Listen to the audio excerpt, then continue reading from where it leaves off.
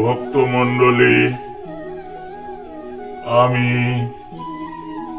আপনাদের পরিচিত অনন্ত কৃষ্ণ ঠাকুর আপনাদের সামনে হাজির হয়েছি আজ বিশ্ব মহাসৎসঙ্গ থেকে। আমি আপনাদের সামনে ভাগবত পাঠ করে শোনাচ্ছি। ভুল ত্রুটি হলে ঘরের সন্তান জ্ঞানে আমাকে ক্ষমা করবেন। আমার ভুল ত্রুটি মার্জনা করবেন, কারণ আমি গীতা ভাগবত সম্বন্ধে বিশেষ জ্ঞানের অধিকারী নই। আমার জ্ঞান এ বিষয়ে খুবই সামান্য, তাই আপনাদের সামনে এ বিষয়ে কিছু বলতে গিয়ে ভুল ত্রুটি হতেই পারে। দয়া করে মার্জনা করবেন সেই ভুল ত্রুটিগুলো। আপনারা এতদিন যেসব ভাগবতী কথামৃত পান করে আসছেন, এটা তার থেকে একটু ভিন্ন স্বাদের। আপনারা দয়া করে ধৈর্য ধরে একটু মন দিয়ে আমার কথাগুলো শুনবেন, তাহলেই সব বুঝতে পারবেন। শুরু করছি আজকের বিষয়বস্তু। আপনাদের সবাইকে আমার আন্তরিক অভিনন্দন, ধন্যবাদ ও নমস্কার। নারায়ণং নমস্কৃত্য নরং চৈব নরোত্তমম দেবীং সরস্বতীং ব্যাসং ততো জয় মুদীরয়েৎ। ওম নমো ব্রহ্মণ্য দেবায় গো ব্রহ্মণ্য হিতায় চ জগদ্ধিতায় কৃষ্ণায় গোবিন্দায় নমো নমঃ। পাপহং পাপকর্মাহং পাপাত্তা পাপ সম্ভবঃ ত্রাহি মাং পুণ্ডরীকাক্ষ সর্ব পাপ হরো হরি।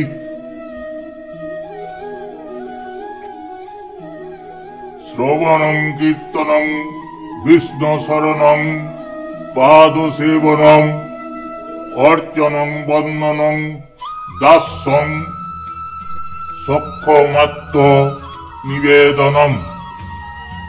বন্দেহং শ্রীগুরু শ্রীযুত পদকমলং শ্রীগুরুং বৈষ্ণবাংচ শ্রীরূপ সংগ্রাহজাতং সহগণ রঘুনাথান্বিতং তং সজীবং সদ্বৈতং সাবধূতং পরিজন সহিতং কৃষ্ণ চৈতন্য দেবং শ্রী রাধা কৃষ্ণ পাদান সহগণ ললিতা শ্রী বিশাখা নিত্যাংশ্চ। একং শাস্ত্রং দেবকী পুত্র গীতম এক দেব দেবকী পুত্র এব এক মন্ত্রস্য নামানি জানি কর্ম প্রকং তস্য দেবস্য সেবা। মায়া মুগ্ধ জীবের নাহি শত কৃষ্ণ জ্ঞান, জীবের কৃপায় কইলা কৃষ্ণ বেদ পুরাণ। পৃথিবীতে আছে যত নগরাদি গ্রাম, সর্বত্র প্রচার হইবে মোর নাম। শ্রী চৈতন্য দেব প্রভু বলেছেন।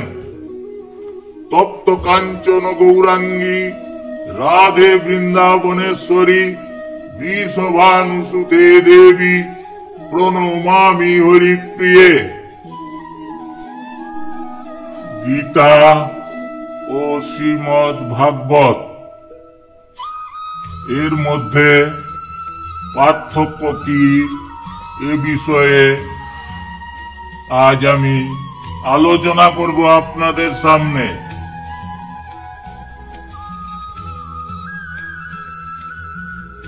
গীতা স্বয়ং ভগবান শ্রীকৃষ্ণ নিজে রচনা করেছেন এবং তার কথাগুলি তিনি গীতাতে বর্ণনা করেছেন। এর শ্রোতা হলেন অর্জুন। 18টি অধ্যায় এবং 700 শ্লোক সম্বলিত এর প্রতিপাদ্য বিষয় কৃষ্ণলীলা। আর শ্রীমদ্ ভাগবত এর বক্তা হলেন ব্যাসদেব পুত্র সুখদেব। তিনি মায়ের পেট থেকে বেরিয়েছেন 16 বছর বয়সে। এই ভাগবত প্রথম রচনা করেছেন ব্যাসদেব এবং তার পুত্র সুখদেব এর বক্তা।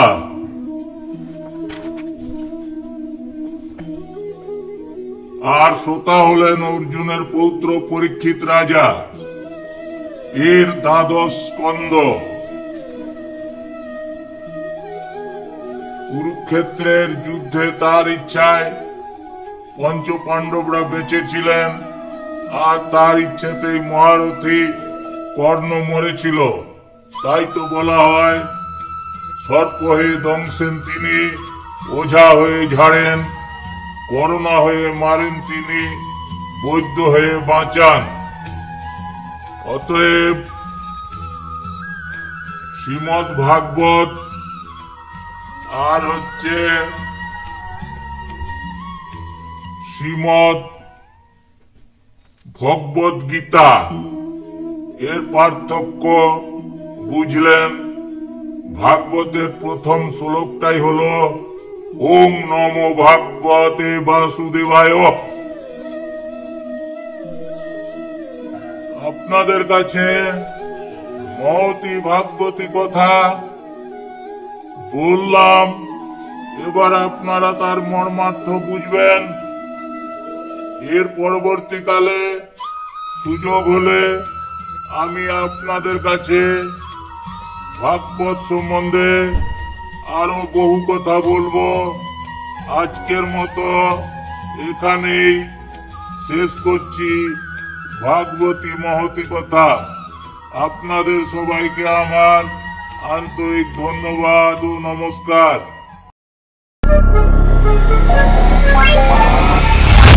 I just got a new coat still. Got a little brand new feel. Not so fast, switch play, cut your car with.